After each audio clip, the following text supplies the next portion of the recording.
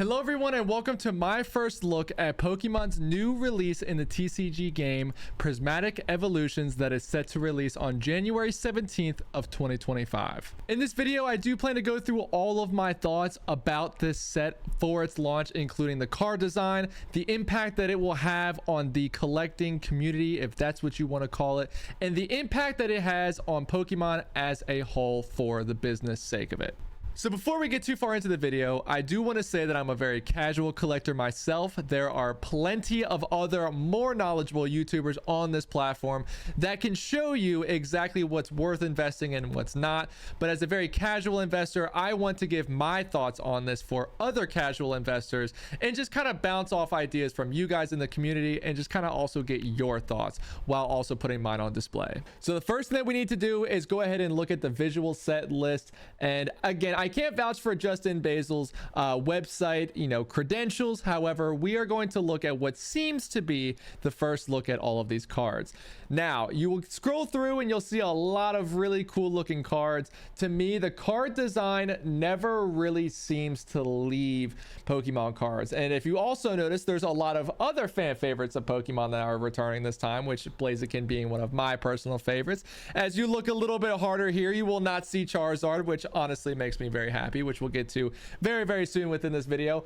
But as we just keep scrolling down here, there are a lot of really cool Pokemon. Seeing Kyogre here also makes me extremely happy. That is one of my favorite cards to collect personally. I know that that's a very personal thing and that really, kind of resonates with me more than other people.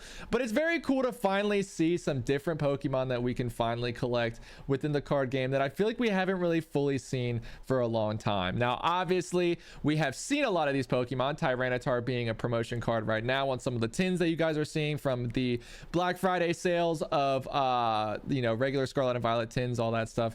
Either or. Dialga we've seen a million times. There are Pokemon that are obviously being repeated here. Of course there are. This is based off the Scarlet Violet game, so of course there's only so many to choose from. But I do like seeing a wide variety of new Pokemon being focused on. And the biggest thing that I like about this deck personally is that it focuses on the evolutions more than it does Charizard. So we are going to start to get into looking at the full art cards for this deck, and we want to touch on a lot of these. So obviously, you guys can barely see because my big head is in the way, but Wooper and Meowth looking very cool on their full art cards, but those are not even the ones we want to focus on anyway. The full art supporters, very cool as well. Very nice designs. But these right here, the special illustration rares, are the cards that we are absolutely here to talk about today. So again, as a very casual collector, I am going to give my thoughts on collecting these cards, and just based off of sheer first look, I think that these cards look amazing. Now, a lot of my friends have actually said that they're not a very big fan of this terrestrialized crown look to them.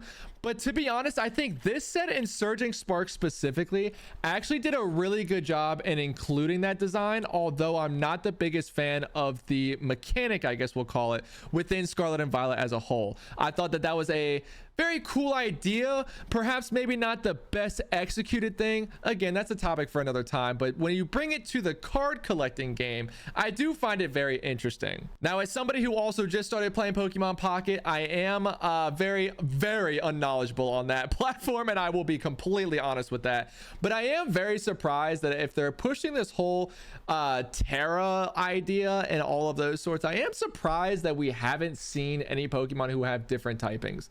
I don't know if that would really be the best thing, and I am by no means suggesting that.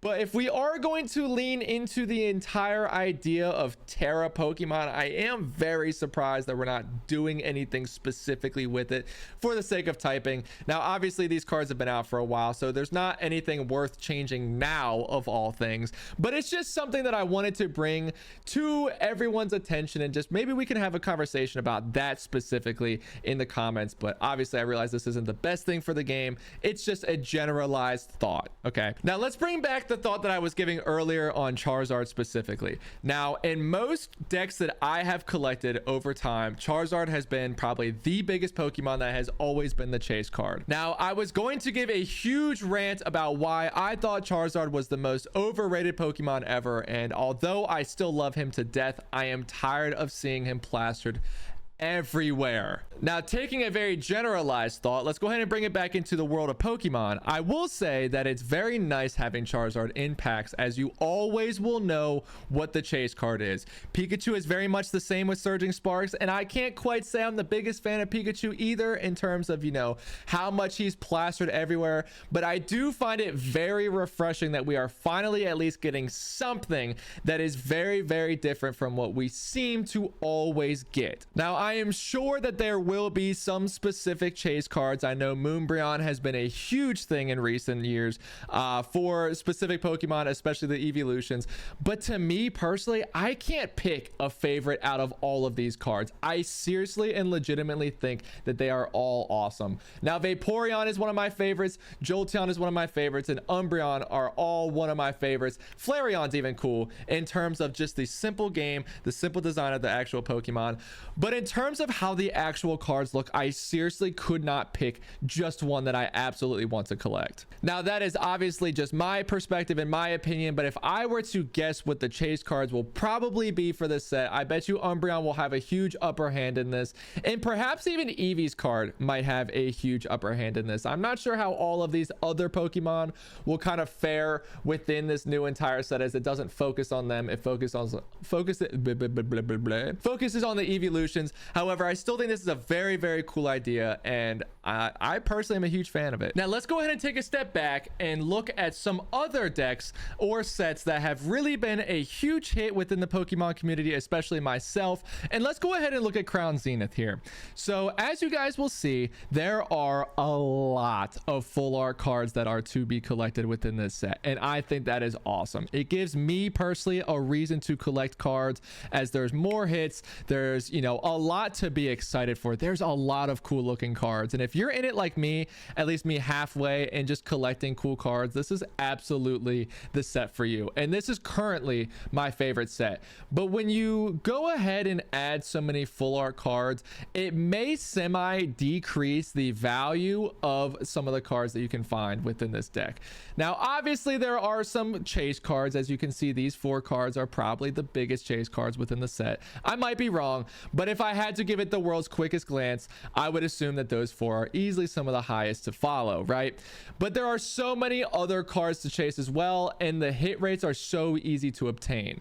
Now, the problem with that is that if you also look at a pack like Surging Sparks, there are really only 3 to 4 cards that you're chasing. To my knowledge, specifically, the most expensive are the Pikachu EX, easily over $500 to $700 right now. I think ungraded. I'm sure it's worth way more graded. Latias EX is another huge chase card, and I believe this Executor EX is another chase card or a different variation of it. Again, very, very slim pickings for the cards that are worth a lot of value. Obviously, you can look through and there are a decent amount of full art cards, sure, but they're not quite to the extent in which we have multiple really good options here. So if you go back to the Prismatic Evolution, the one biggest concern I have financially is the idea that is having all of these good cards going to then cause a lot of the cards to decrease in value, as there is such a wide selection. And mathematically speaking, although these cards may have a low hit rate, having more options will then possibly lower the rate, as you still have more chances of still getting a good card, if that makes sense. So basically, in short, let's just say you have a 2% chance of getting one of those solid cards, especially in Surging Sparks. If there's only 4 of those really good cards that are options to being the big hits, and then you move to a set like this where there's, you know, 8 to 12 really good cards to pull from, then I wonder if that value would they'll be lower, just because, you know, there's just so many more options. Now, with all that yapping being said, it doesn't really matter what I think on this, and it's going to be more dependent on what the drop rates are specifically for this pack. Now, again, I also don't know what it's like for Crown Zenith as we go ahead and switch back over, but you can just see the sheer number of full art cards that are within this pack. Obviously, these are the promo cards, so exclude them. But as I'm scrolling, there is just a literal crap ton, and the list just goes on and on and on and on and on. And I really, again, do enjoy this set, But again, it just makes it hard to give value to a lot of these cards, as it's not a rare commodity that you get a full art card. So I am very intrigued. Feel free to let me know down in the comments what you guys think of this overall from a financial standpoint on the Prismatic Evolution, especially these cards. Now, just for some more generalized thoughts, not really especially pertaining to value of cards or really just, you know, overall the Pokemon trading card game, but just as a few other generalized more thoughts. I know I kind of touched on the design, but I am very happy that over all of the years it doesn't feel like the cards are declining in, you know, thoughtfulness or, you know, just overall care for. As you guys look at a lot of these cards, you guys know every time I open a pack of cards, I always also look at these kinds of cards. Like, it doesn't matter if it is the hit card, the chase card, a full art card, or simply just a stage basic one Pokemon or a fully evolved Pokemon. It does not matter to me specifically. I enjoy looking at all of them. And over time, they have made cards for decades. And I truly feel like there have been some very well thought out cards. And I'm so happy to see that AI has not really taken over this industry as well. Now, I personally am not the biggest hater of AI, but when it comes to specifically art like this from huge companies making like digital art projects, I am very, very happy to see that these cards, at least to my knowledge, are not AI created. And the love for the passion still seems to all be here.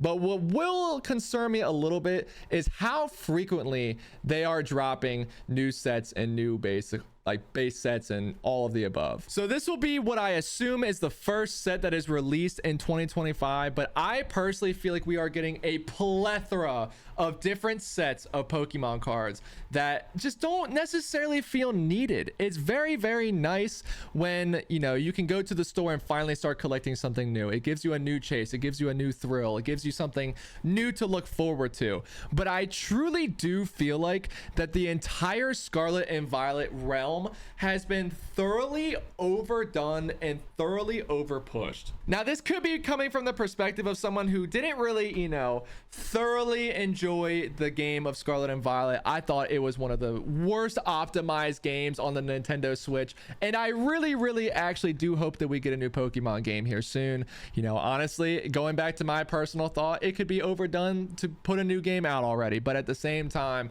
I do wonder if giving us new sets so frequently is really going to harm us down the line. Now, something that was kind of brought to my attention semi-recently was the fact that Topps cards are now taking baseball rookie players and putting a patch on their, I believe it's their hat, and at their first ever game that they play, they keep that patch on the hat. They'll play through the whole game, and then the company will take the hat back and put that little patch that was on the hat, cut it up and put it on multiple cards, and they'll sell them that way. And those rookie cards are worth so much. But now, something that's cool about that is year to year, every card is semi different because, you know, we're getting different players who are rookies. There's a different reason to always buy the new cards, where to me, the only thing I don't quite like about getting so many of these sets is it feels like there's no reason to give us these cards. There's no urgency. Where on the other hand, you look at a new Paul Skeens, I might be butchering that name, a new Paul Skeens